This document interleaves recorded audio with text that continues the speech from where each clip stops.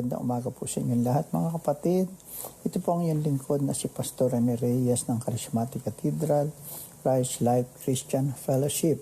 Ang muling nag-aanyaya sa inyo na samahan ninyo po ako sa isa na namang pang-umagang pagbubulay-bulay ng makapangyarihang salita ng Diyos. Ang ating pong pagbubulay-bulayan ay ang Genesis Kabanatang 1, talatang 3 hanggang 4. Ganito po ang sinasabi. Sinabi niya, magkaroon ng liwanag at nagkaroon nga. Nasiyahan ng Diyos nang ito'y mamasdan. Praise God. Ang pamagat po na ating paksa ngayon ay isang liwanag. Wala pong tao ang gugustuhin na mamuhay sa kadiliman dahil ito'y napakahirap. Napakahirap lumakad sa dilim. Tayo'y kakapa-kapa dahil di natin makita ang ating nilalakaran. Di natin nalalaman ang tunay na nangyayari sa kapaligiran. Nandun na tayo ay mabangga o madapa dahil sa kadiliman.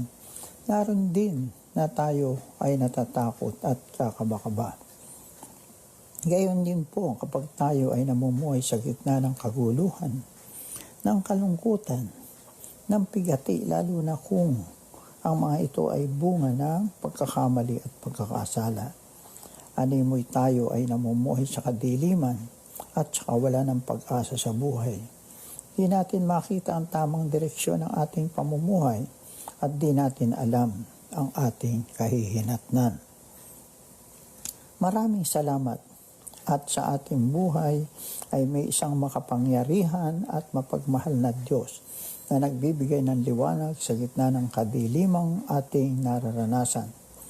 Dulot niya isang liwanag na nagbibigay ng tanglaws sa buhay at pag-asa sa sino man naghahanap sa liwanag. At sino mang makasumpong ng liwanag na ito ay naaalis ang takot niya sa puso, naaalis ang pag-aalala, pag-aalinlangan at nagkakaroon ng pag-asa. Hallelujah. Sinasabi po ng Panginoon sa Juan Kabanatang 8, talatang 12, ako ang ilaw ng sanlibutan. Ang sino mang susunod sa akin ay di lalakad sa kadiliman, bagkus magkakaroon ng liwanag ang buhay. Tunay nga po, ang sino mang tatawag sa Panginoong Yesus ay tiyak na bibigyan niya ng liwanag. Bibigyan siya ng unawa sa lahat ng nagaganap. Ang liwanag ang siya ring magiging gabay niya sa maayos niyang pamumuhay.